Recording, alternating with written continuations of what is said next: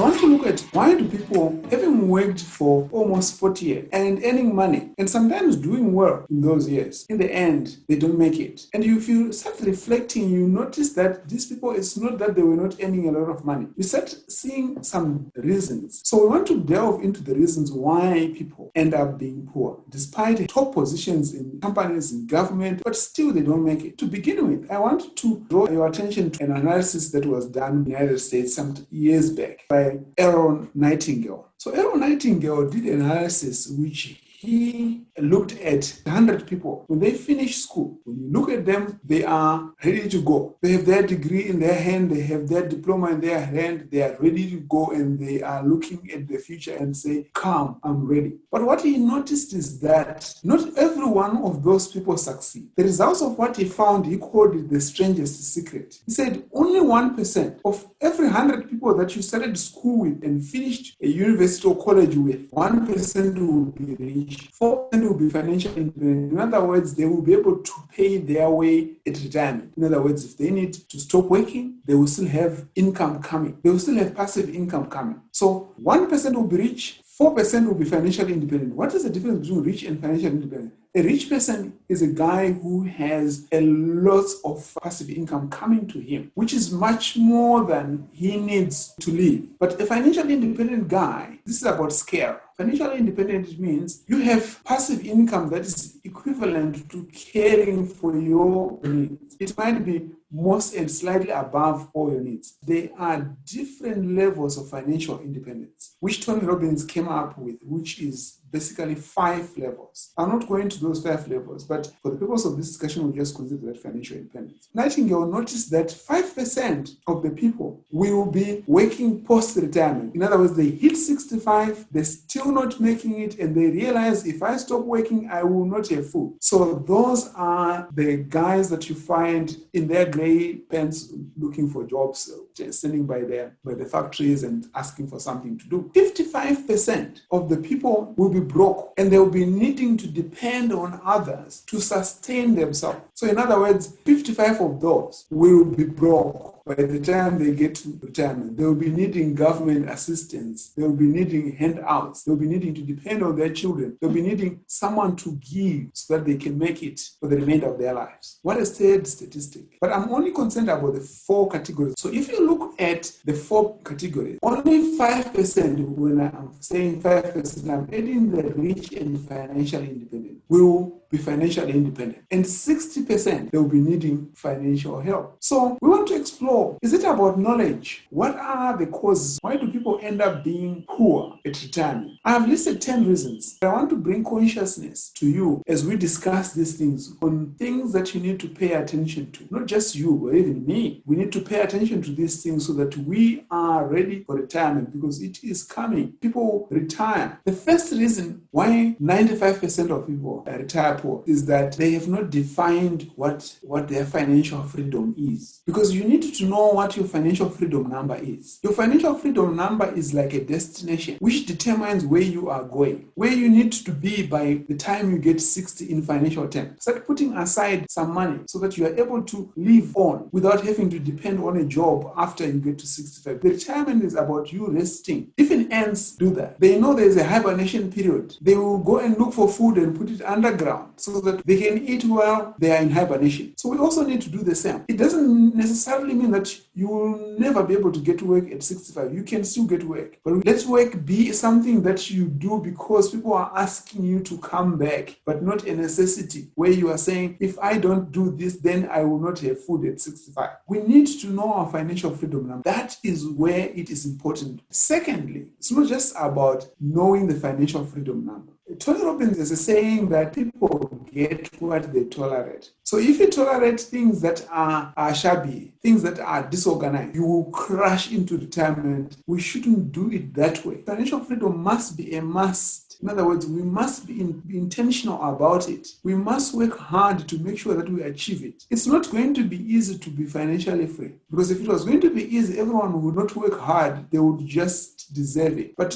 financial freedom is not something that comes by doing nothing. You got to do something. You got to work hard each and every morning. You got to be disciplined. You got to push yourself and go out there, work hard, get money, save some for the future. Success comes by pushing and pushing and pushing relentlessly. So financial freedom, if it's not a must in your life, will never be achieved. Whatever is a must for you, if you are injured, and if you say, I must go to the hospital, you will get there. But if you are injured and if you say, no, I'll see if I can go to hospital. If it's still okay, if I don't feel a lot of pain, then I might just see how else. Then that is not a must. You might go, you might not go. And in most cases, you will not go. So it's the same with money. If you are not going to prepare for the future, if you have no obligation to achieve financial freedom, it's one thing to know it and it's another to do it. Doing it only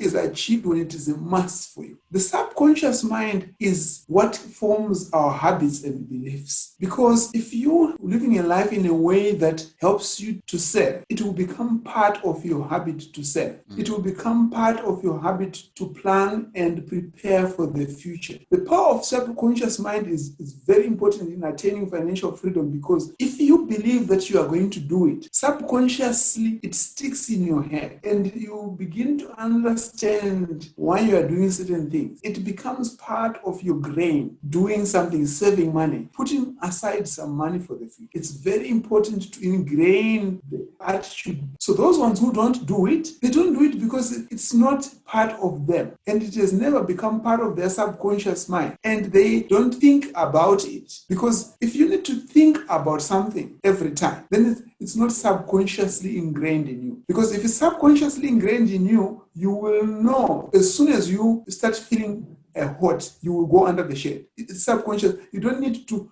spend 2 hours trying to think whether I should go under the shade or not. Planning for the future needs to be subconsciously in you, so that as you move year after year, because this is a journey, it needs to be part of you. It's not just going to be something for 1 week and then you are done. No, our environment, whether the environment in terms of our past or environment in terms of our present, has a big influence on us. So where we came from is very important, but it doesn't need to be a fault that prevents us from moving forward. We may have come from a situation where people never used to do it, but we got to move away from that environment to a new environment which helps us to reach our destination. Because if we don't move away from that situation, we will become like them. Because the people that we surround ourselves with, they form and inform our day-to-day decisions, our behavior, our conduct, our way of thinking. Tony Robbins uses the words, who you spend most of your time with, you will become that person. Les Brown normally says, if you run around with losers, you will become one of the losers. So look for people who are moving towards the direction that you want. Get in contact with them. Form relationships with them so that they are able to take you higher. If you listen to Dr. Miles on this same point, he says, if you are flying low, you will meet pigeons. But if you are flying high, you will meet other eagles. An eagle knows that it is flying low if it keeps running into chickens and other birds. But if it is flying high, it knows that it will only meet other eagles, because it's only eagles that flies high. So your environment is very important here. You need to make sure that you look for environments that nurture and take you to where you want to be. Your environment should not be informed by accident. It should not be informed by the fact that, so-and-so wants to come and see me.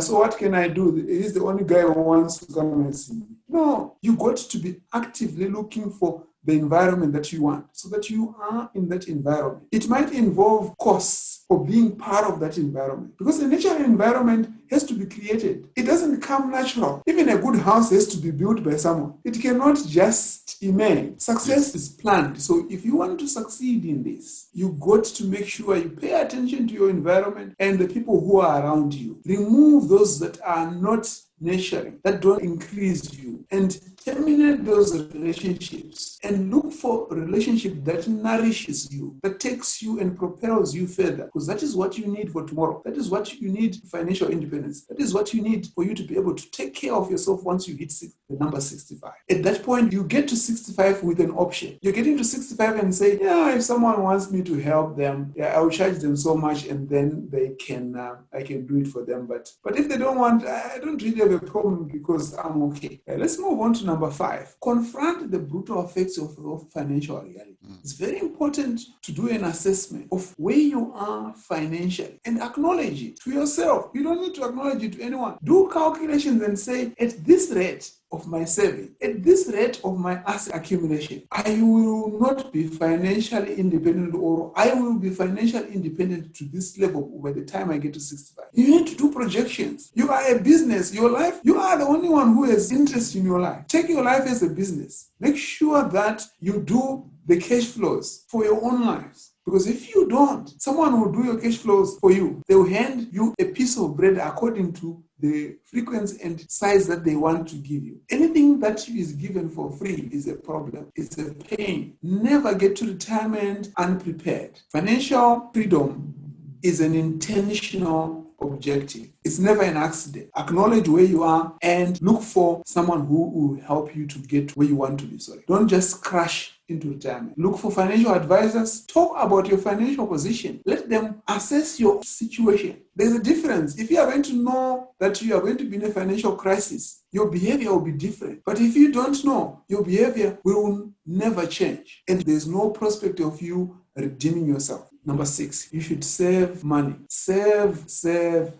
We now live in a consumer culture, a culture where everyone is just being bombarded by adverts of something to buy. And we live in a culture where everyone wants to have it all now. That's why credit cards are available in Australia. Every time you enslave yourself by signing up to a credit card, you are enslaving yourself for a much longer period. Very few people have been very successful in getting out of credit cards and tearing them up. In the first place, one advice is try to avoid getting into credit card debt in the first place. Once you get in there will be always a new way of looking at things that you have. It gives you an impression and a feeling that you can afford because you have credit facilities. Let's learn to save money. And if we really need something, perhaps first save for it and buy it. It helps you to have control of your life, financial discipline. Because if you have control of your life, if you are saving for something, you will know that if it's going to take you 3 months, you keep evaluating something. Every time you are putting money aside, you keep evaluating, should I really do this? Do I really do this? Do I really need this thing? You ask yourself, if it's 3 months saving, you ask yourself 3 times before you actually take that money and go and buy that. But if you're using a credit card, psychologists have done an analysis on credit cards. What they have observed is that people behave differently if you give them, say, $1,000 in cash and $1,000 in a credit card. The person who gets money in cash tends to be so meticulous about how they spend and how much they spend. Each time they take money out of the purse and give to the teller, they think through it a bit more. It's not the same with someone who is swiping. The person who is swiping has no emotional attachment to the money, much more than the person who uses the same money to buy the same thing, probably using cash. People who buy something using cash tend to think a little bit more and feel the pain every time they change a big note and they're given change in smaller notes. They feel the pain. It's like something is being demolished in their hearts. They then looked at the same person who pays using credit card for something $100. He just taps and goes and gets the product. The person doesn't have emotional attachment to the money or to the product. They just have an obligation to carry the product away. I want us to move forward. The power of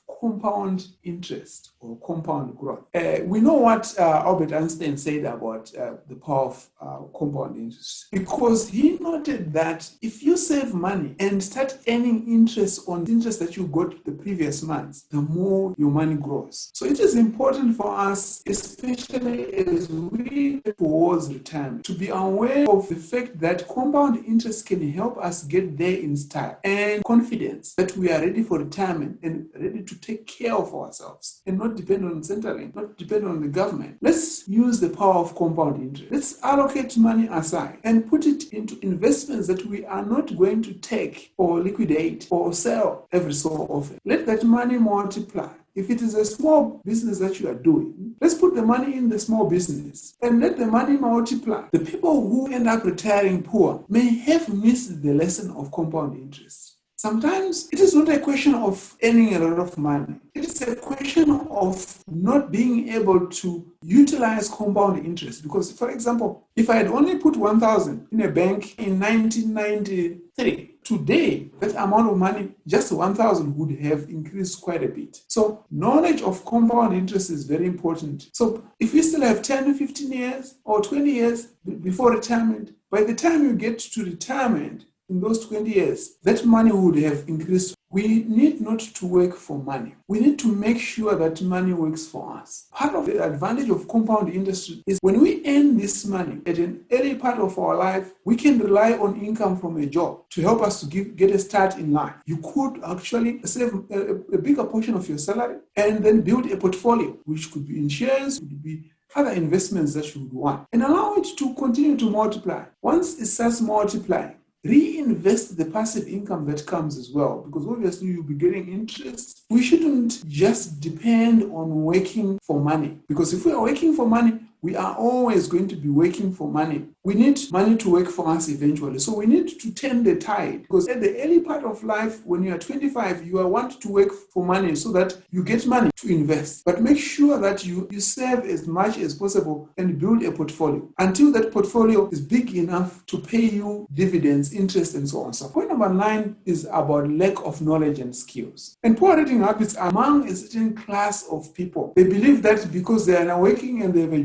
job and they are being paid a salary, they are intelligent enough to know what they are doing. But every person needs to rely on another person. So we don't have all the skills. And that's why we need to read and get other ideas of how to improve our life. The whole world functions on division of labor. We do just a small part of what is needed every day, and it helps the whole world to function. Everyone does their own bit. So we need to learn the skills that we need. Nowadays, it's very easy to learn new skills. You can just go on YouTube. You can just go on LinkedIn and read articles. Nowadays, we are in an age where information is plenty plus. Information is no longer a problem. The problem is facing up to competition to stand out. You can almost Google anything, you can get it. But actually sitting down and saying, okay, I want to save money here. You can listen the whole day to YouTube channels about saving money, but the discipline to do it and actually put it down to pen and paper and actually follow your plan is really a challenge. So yes, we need that knowledge, but we need also to exert ourselves to get that knowledge. It's not going to come knocking on our doors and say, here I am. We got to look for it. We must be inquisitive because we know that we need to be financially free by the time we get to 65. Otherwise, we will crash into retirement. What happened? They were working in good jobs. No, it's not about the job they work. It was the fact that they never planned and looked for information that they need, how much money they would need post-retirement. They never thought about the fact that they are going to retire and plan to get there in style. Too late to start thinking about what to do in retirement when you are there. You got to work your way each day. It's the same. If you have money and you are given all the materials to build a house today, if you don't have anywhere to sleep, you just have to sleep outside. Even if you have the money and all the materials, it doesn't help. So it's not a question of money. It's also preparation. Knowing that you are going to get to a situation where you are not going to be working anymore. So you need to have thought about it and looked for the information that will be relevant for you at that particular time. My last point is have a financial plan. It sounds very simple, but like Jim Rohn said, what is easy to do is also easy not to do. Most people know about a financial plan. They've heard it countless times. They've heard about a budget. They say, no, why should I spend a lot of time? I can keep that in my head. I don't need a lot of money that I need to do a budget and so on. So no, it's not about keeping it in your head. It's about you not just looking at 1 month, but having a plan that gets you to 65. And look at the milestones that you want to achieve the next 20 years. Do an entire plan for this month, the whole year, the next 5 years, and the next 20 years. Because you already know what you need to do. At 65, you need to come out of employment.